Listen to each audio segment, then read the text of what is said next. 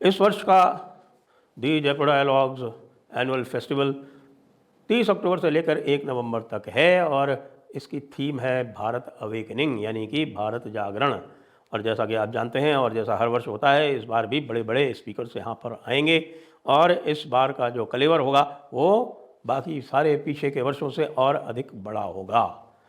लेकिन इसका पोषण जो है वो आप ही करते हैं, यानी कि आपके ही रजिस्ट्रेशन से और आपके ही योगदान से, सहयोग से यह पूरा कार्यक्रम सफल होता है। इसलिए आप सबसे अनुरोध है कि अपना रजिस्ट्रेशन तुरंत करवाएं और हिंदू एक्शन फंड में यथासंभव सहयोग भी करें। लिंक नीचे डिस्क्रिप्शन में दिया हुआ है।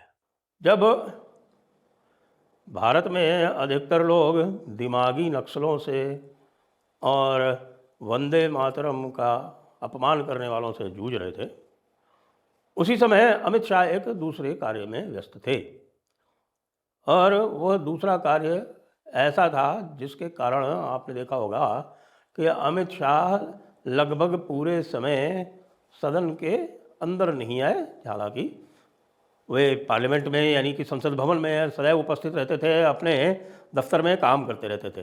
तो अपने दफ्तर में काम क्या कर रहे थे, लोग कई तरह के स्पेकुलेशन लगा रहे थे कि साहब कि पता नहीं कौन सा कार्य कर रहे हैं, ये नितिन नवीन की टीम बना रहे हैं या कोई किसी और तरह की योजना बना रहे हैं। उस समय अमित शाह व्यस्त थे भारत को एक बड़े संकट से बचाने में। और यह बाद में पता चलता है जब एक पूरा का पूरा नेटवर्क पकड़ा जाता है। पाकिस्तान आईएसआई का शहजाद भट्टी ग्रुप है, आईएसआई के अंतर्गत काम करता है। आईएसआई के नीचे इसी प्रकार से जैसे कि लश्कर ए तैयबा काम करती है, उसी प्रकार से जैसे कि जैश ए मोहम्मद काम करता है और उसी तरह से जैसे हिजबुल मुजाहिदीन काम करता है, उसी तरह से एक शहजाद भट्टी का एक पूरा नेटवर्क यहाँ बना हुआ था। अब आप ये देखें कि 12 अगस्त से यह ऑपरेशन आरंभ किया गया। 12 अगस्त से ऑपरेशन आरंभ किया गया। पूरे 14 राज्यों में इसमें छापे मारे गए और 253 लोग पहले पकड़े गए। 253 लोगों को डिटेन किया गया, उसमें से 200 से अधिक को पूछताछ के बाद अरेस्ट किया गया। और संख्याएं यदि आप जानेंगे तो आप आश्चर्यचकित रह जाएंगे। सबसे अधिक कहाँ? उत्तर प्रदेश में, फिर कहाँ? हरियाणा में। अच्छा, योजना क्या थी? योजना थी 15 अगस्त के दिन एक संयुक्त रूप से एक कोऑर्डिनेटेड अटैक करना पूरे भारत में। 15 अगस्त के दिन स्थान स्थान पर बम धमाके करना, स्थान स्थान पर आगजनी या सैबोटाज करना, ये सारे काम जो थे वो तय हो रखे थे। तो सबसे अधिक उत्तर प्रदेश में बताया मैंने 62, हरियाणा में 52, दिल्ली में 51। अब देखिए आप कि दिल्ली में पूरी योजना थी कि दिल्ली में जो आप ये हमारा जो मुख्य आयोजन होता है उसके आसपास भी विस्फोटों की तैयारी थी। पंजाब में 44, राजस्थान में 15, महाराष्ट्र में 8, उत्तराखंड में 5, कर्नाटका में 3, गुजरात में 3, बिहार में 3, तेलंगाना में 2, हिमाचल प्रदेश में 2, जम्मू और कश्मीर में 2 और केरला में 2। इससे आपको कोई योजना का जो पूरा आयोजन था, उसका जो मैप था, उसके बारे में आपको निश्चित रूप से समझ में आ गया होगा कि सबसे ज़्यादा कंसंट्रेशन कहाँ था। सबसे ज़्यादा कंसंट्रेशन उत्तर प्रदेश, हरियाणा, दिल्ली और पंजाब में था। और उसमें से उत्तर प्रदेश और पंजाब में आगे चुनाव भी होने वाले हैं, यहीं पर सबसे ज़्यादा कंसंट्रेशन था। 62 उत्तर प्रदेश, 44 पंजाब और 52 हरियाणा, 51 दिल्ली पकड़े गए। उनके पास क्या क्या पकड़ा गया? देखिए, आईईडीज आप जानते हैं, इम्प्रोवाइज्ड डेटोनेशन डिवाइसेस होती हैं ये। फिर ग्रेनेड्स, ऐसे ग्रेनेड जिनके ऊपर पाकिस्तान ऑर्डिनेंस फैक्ट्री का ठप्पा लगा हुआ था, इसके बाद तो कोई संदेह रह नहीं जाता। फिर आपने पिस्टल्स और live ammunition, CCTV camera surveillant equipment जो कि रिकनेसेंस और जासूसी के कामों के लिए प्रयोग में लाई जाती हैं। और ये सारे के सारे ये ऑर्डिनेंस जो हैं ये पाकिस्तानी मार्क्ड हैं। ऑपरेटिंग मॉडल क्या था? उन्होंने लोकल ऑपरेटिव्स को पूरा रिक्रूट कर रखा था।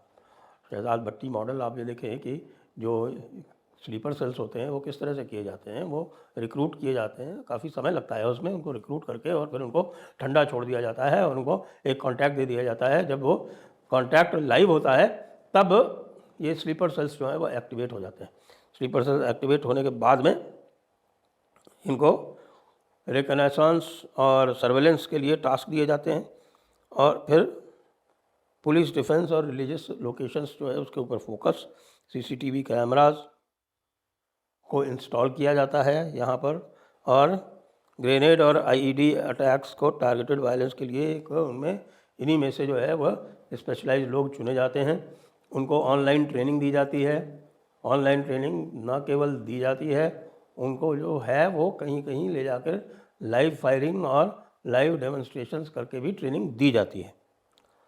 और शहजाद भट्टी जो है वो इसका, जैसा था मैंने बताया कि शहजाद भट्टी नाम का एक टेररिस्ट है, और शहजाद भट्टी नाम का टेररिस्ट आईएसआई से लिंक्ड है, उसने ये पूरा का पूरा कार्यक्रम बनाया।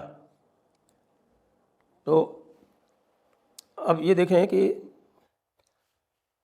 ऑपरेशन जो था कैसे चलना था। ऑपरेशन ये था कि इन सबको पूरे भारत में फैल के और तैयारी करके 15 अगस्त को सारे काम करने थे। लेकिन भारतीय एजेंसीज़ को चूँकि पहले से खबर लग गई थी, तो भारतीय एजेंसी ने इनके चारों तरफ जाल फैला के 12 अगस्त को जब ये बिलों से बाहर आए अपना कार्य अंजाम देने के लिए, तो 12 अगस्त को इनके चारों तरफ ट्रैप कसना आरंभ कर दिया। कुछ लोगों को 12 अगस्त को पकड़ा, 12 अगस्त को पकड़ के उन लोगों से आगे के जो समाचार लेने थे वो लिए, और 15 अगस्त तक, 15 अगस्त के पहले ही पूरा का पूरा जो नेटवर्क था, जिसमें मैंने आपको बताया कि 253 लोगों को पहले डिटेन किया गया, उसमें से 200 से अधिक लोगों को गिरफ्तार किया गया और उनको उसको ध्वस्त कर दिया गया। इंटेलिजेंस कोऑर्डिनेशन सारी सेंट्रल एजेंसीज के बीच में था, और ये जो है ये बताया जा रहा है कि इसका जो मल्टी स्टेट फुटप्रिंट था इस नेटवर्क का, उसको एक coordinated multi state security response दिया गया, और जो ज़ीरो टॉलरेंस पॉलिसी है आतंकवाद के विरुद्ध, उसके अनुसार फिर इसका खात्मा किया गया।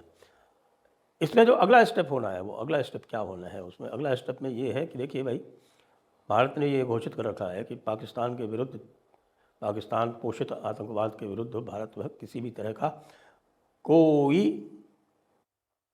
सहिष्णुता नहीं दिखाएगा, ज़ीरो टॉलरेंस। तो इस ज़ीरो टॉलरेंस में अभी तक ये होता रहा है कि ज़ीरो टॉलरेंस उनको जब कोई अटैक होता है तब वो ज़ीरो टॉलरेंस टेस्ट होती है, लेकिन इस बार ये बताया जा रहा है कि भाई ये ज़ीरो टॉलरेंस जो है वो जो अटेम्प्टेड हैं, जो अटेम्प्टेड अटैक है, और अटेम्प्टेड अटैक भी यदि फेल होते हैं और फिर उनका ये पता चलता है कि भाई अटेम्प्टेड अटैक जो था वो इस स्केल का था कि भारत की सुरक्षा और संप्रभुता पर गहरा असर पड़ सकता है या पड़ सकता था, तो ऐसे में भी पाकिस्तान को पनिश किया जा सकता है। यानी कि जिस ऑप सिंधु 2.0 की हम बात करते हैं और जिसके बारे में जो ग्राउंड रूल्स थे वो अच्छी तरह से प्रधानमंत्री जी ने लेआउट कर दिए थे। प्रधानमंत्री जी ने ये स्पष्ट कह दिया था कि कोई भी आतंकवाद का कोई यहाँ पर कारनामा होगा तो हम उसमें पाकिस्तान के जो इस्टेब्लिशमेंट है, यानी कि पाकिस्तानी सेना, यानी कि आसिम मुनीर, हम उसको ही जिम्मेदार मानेंगे, और उसको जिम्मेदार मान के फिर जो भी आगे कार्रवाई होगी वो हम करेंगे। और वो कार्रवाई तरह तरह की हो सकती है, डिक्लेयर्ड भी हो सकती है, अनडिक्लेयर्ड भी हो सकती है। बहुत सारी अनडिक्लेयर्ड कार्रवाई होती है जो हमको पता नहीं चलती है, हमको बाद में पता चलती है। जब आपको देखा होगा कि भी कुछ ही दिनों पहले लश्कर तैयबा के जो एक बड़े सरगना थे वो बोल रहे थे कि साहब कि हमारे 30-35 लोग जो है वो मारे जा चुके हैं अननोन गनमैन द्वारा, और आज तक पता नहीं चला कि कौन उनको मार रहा है। ऐसा होता है। आपने धुरंधर मूवी अवश्य देखी होगी, और धुरंधर मूवी में जो कुछ भी आपने देखा है वो सत्य से काफ़ी निकट है। अभी आपने और भी देखा होगा, अभी आपने कुछ ही दिनों क्या, अभी 2-3 दिन पहले ही और डिस्कवरी प्लस पर एक ऑप सिंदूर की जो डॉक्यूमेंट्री आई है 2 भागों में, वो यदि आपने देखी है तो उससे भी आपको काफ़ी आइडिया लग गया होगा कि किस प्रकार से कोऑर्डिनेटेड रिस्पांस होती है। वो तो बहुत बड़ी रिस्पांस थी, इंटरनेशनल रिस्पांस थी, क्रॉस बॉर्डर रिस्पांस थी। ये हमारी इंट्रा बॉर्डर रिस्पांस है, लेकिन यह इंट्रा बॉर्डर रिस्पांस भी कम महत्वपूर्ण नहीं है। बल्कि इंट्रा बॉर्डर रिस्पांस जो है वो मैं तो मानता हूँ वो अधिक महत्वपूर्ण है। इंट्रा बॉर्डर रिस्पांस इतनी सख्त होगी और इतनी सशक्त होगी तो फिर दुश्मन भी 20 बार सोचेगा आगे कुछ करने से। अब ये जो इन्होंने शहजाद भट्टी वाला नेटवर्क है, ये बता रहे हैं कि साहब कि ये लगभग 1 वर्ष से ऊपर का कारनामा है, और जो ये स्लीपर नेटवर्क है ये तो 5, 7, 10 वर्षों का कारनामा है। तो ये 5, 7, 10 वर्षों का जो कारनामा था वो एक झटके में ध्वस्त कर दिया गया, क्योंकि उन्होंने अब स्लीपर सेल को एक्टिवेट करके एक कार्य योजना को अंजाम देने का प्रयास किया। तो हमारी इंटेलिजेंस एजेंसीज़ को और होम मिनिस्ट्री को, अमित शाह होम मिनिस्टर को, इन सबको हमें बधाई देना बनता है। जय हिंद, जय भारत, वंदे मातरम।